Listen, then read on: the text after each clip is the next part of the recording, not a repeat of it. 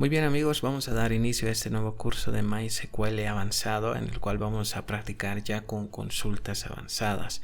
Ya no simplemente vamos a dedicar a hacer consultas a una determinada tabla, más aún, ahora vamos a dedicar a extraer información de distintas tablas para tenerlo todo en un solo lugar. Ok, muy bien. Bien, el primer episodio de hoy se trata más que todo al tema de la creación de tablas. Estas tablas, si bien ya lo hemos visto en la parte inicial del curso básico, lo vamos a volver a ver porque ya en este punto lo que vamos a hacer es tocar algunos detalles con precisión sobre la creación de tablas. Ok, más que todo por el grado de seguridad que deben tener y la información que debe ser precisa en cada uno de los campos disponibles que puede tener precisamente mi base de datos. Ok, muy bien, como ya te diste cuenta, yo ya tengo abierto mi command line. Ok, en este caso, para este video está en la versión 8. Ok, anteriormente en el curso básico yo usé Workbench, pero en este caso yo te recomiendo, porque efectivamente durante todo este curso vamos a ver esta herramienta, ya que es necesario que nos vayamos acostumbrando, si nos vamos a dedicar a la parte de base de datos, a la consola, ¿ok? Que prácticamente es algo parecido a lo que nos ofrece el command line. Ok, entonces te recomiendo ya trabajar en este entorno, más que todo para practicar y acostumbrarse con esta herramienta. Muy bien, en este caso yo no tengo ninguna contraseña. Si tú lo tienes, lo introduces. En este caso yo no lo tengo, y una vez que lo pongas presionas un enter.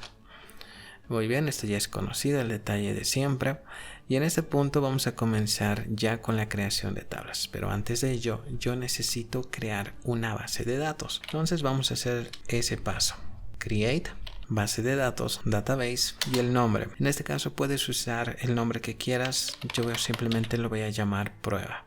Ok, punto y coma, enter. Perfecto.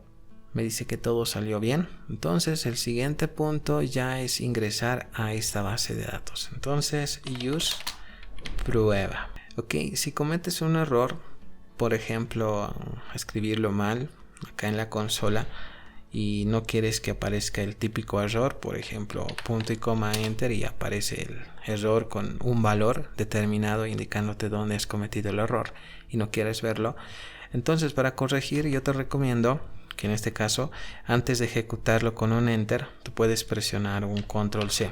Ok, y como te diste cuenta, inicias desde cero. Ok, control C. Muy bien, ahora sí, use, en este caso se llama simplemente prueba. Perfecto, estoy cargando la base de datos. Obviamente si pongo acá un show tables punto y coma, no tengo nada.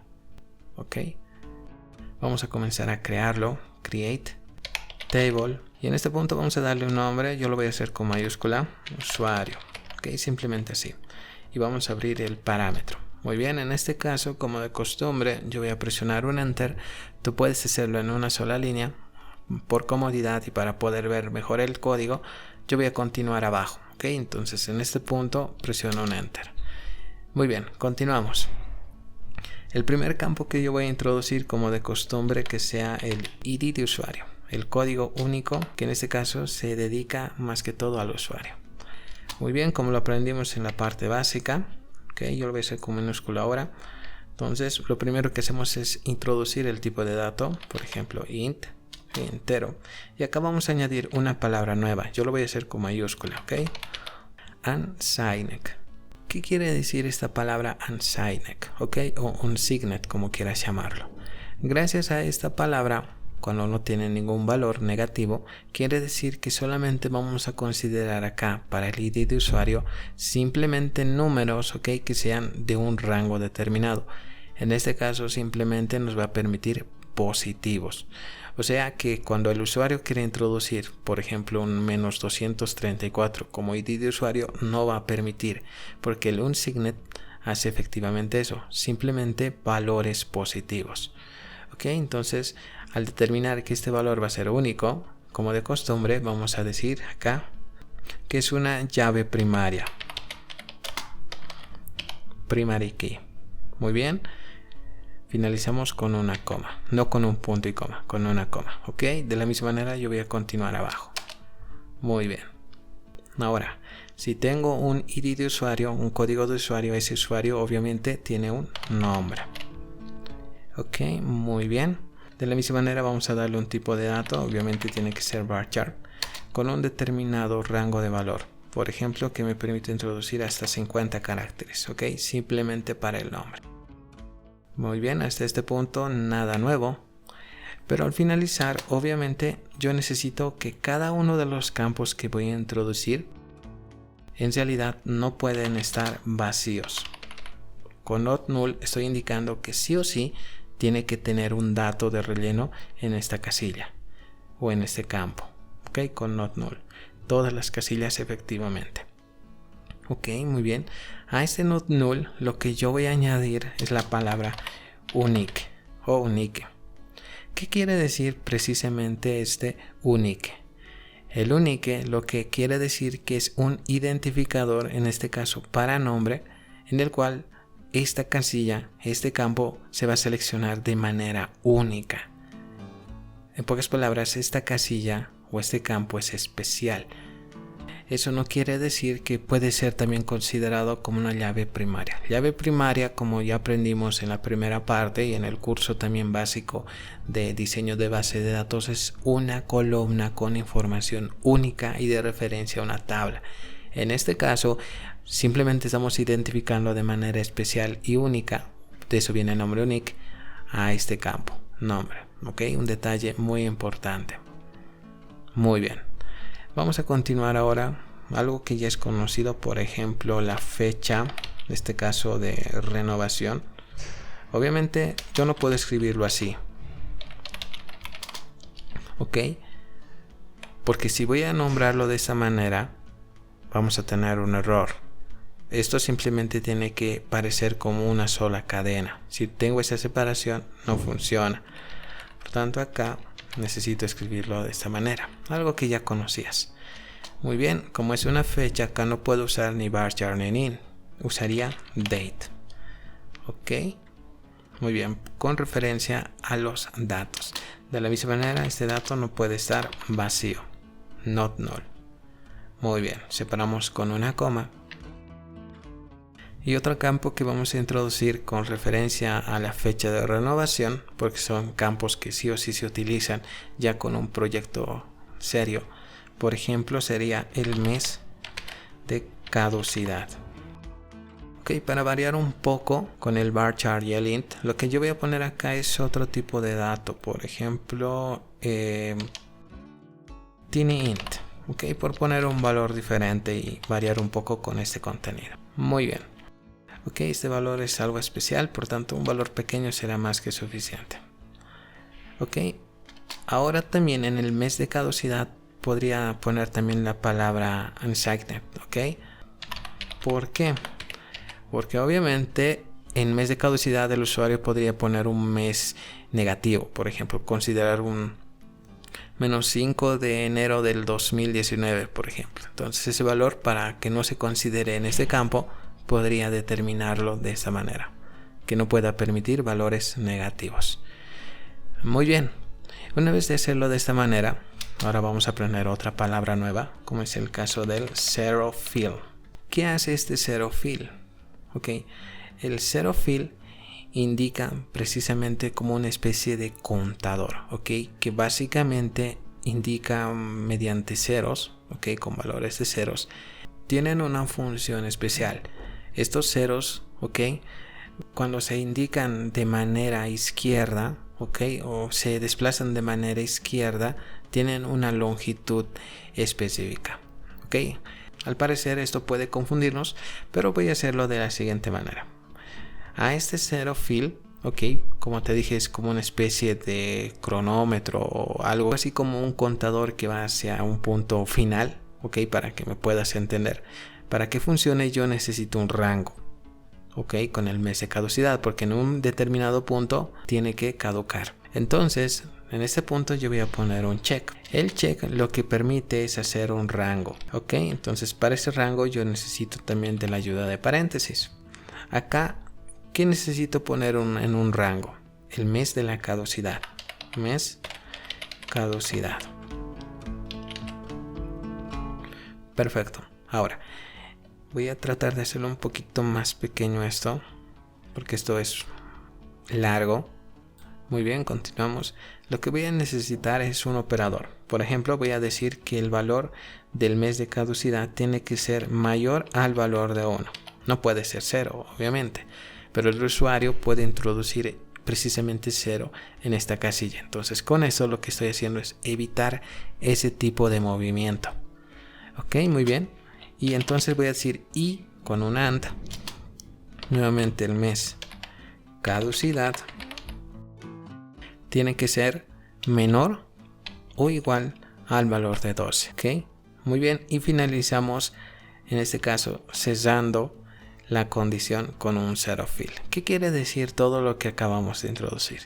En este caso, en el mes de caducidad, yo no puedo introducir, por ejemplo, con letras enero, febrero, marzo, etcétera, etcétera. Lo que yo voy a hacer es introducir el mes mediante números. Por ejemplo, el 1 quiere decir enero, el 2 quiere decir febrero, así sucesivamente, y 12 quiere decir diciembre. Entonces, al tener ya este tipo de información de manera numérica, con un check puedo dar un punto de inicio y un punto final, donde se considera el 1 y el valor de 12. Aparte a eso, yo necesito una condición más, el zero fill. Como ya te mencioné, necesito un contador que vaya de izquierda a una longitud máxima, que es 12. Cuando llegue ese valor, gracias al zero fill, entonces funciona de una manera inteligente el campo mes de caducidad. Bien, con el siguiente campo no vamos a tener más dudas. Ok, antes de presionar acá un enter, acá por si acaso es coma, no es punto y coma tal como lo tenía acá. Y ahora sí voy a presionar un enter. Muy bien, continuemos. Para entender el punto del check y ver cómo también lo podemos utilizar, yo podría hacer lo siguiente. Ok, acá vamos a poner el año. Es posible que la ñ tengamos problemas. Ok, entonces simplemente voy a escribirlo así, año.